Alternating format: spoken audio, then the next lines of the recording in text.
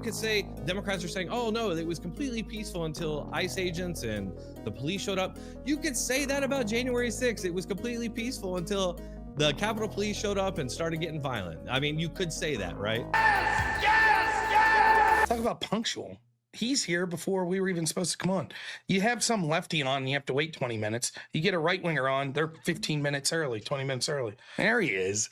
I didn't want to surprise you. You never know, just because you can see someone backstage, But right, yeah. Well, I appreciate it. Hey, man, thanks for having me on. Oh, it's great. I saw you pulling your pants up there. I was like, okay, he's good. He's decent now. So whatever news stories you want to talk about, I thought the first thing to talk about, right up your alley when I was thinking about you coming on today, and we set this up before these riots occurred, but it must be at this point an old chestnut to someone like you who was covering the media since 2014.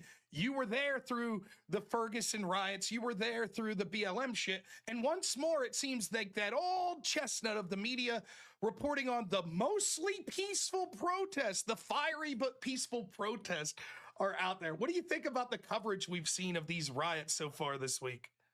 Well, it's completely predictable for one, and it's embolism inducing to watch these people who have been fully exposed through the whole Biden decline cover up and all that. I mean, with Jake Tapper and Chuck Todd and these guys coming out and trying to re-gaslight the country that, oh no, we just got tricked by the Democrats.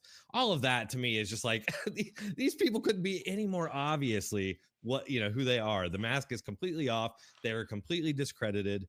And so now their take on this is just like a rerun. We've seen this.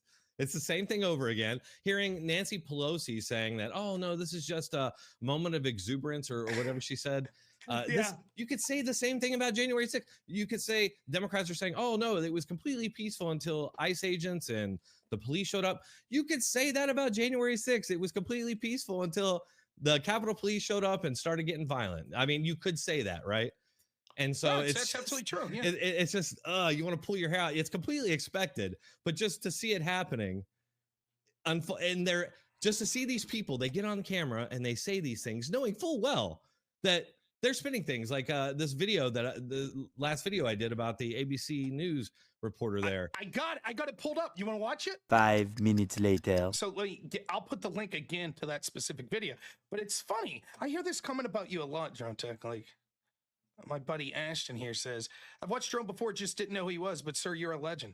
Yeah, it's amazing to me. My brother, not to, again, sort of talk you up a little, but my brother, the first time that you came on and talked to me, was like, holy shit, you know Dronetek? I've been watching him for years. I was like, yeah, I do know Dronetek. So, yeah, what an amazing clip, though. I mean, for me, I wonder how many, it's like there's this little subversion that comes from these acts. I really think the producer of that scene purposely switched to that camera angle with the car because he's just like, oh my God.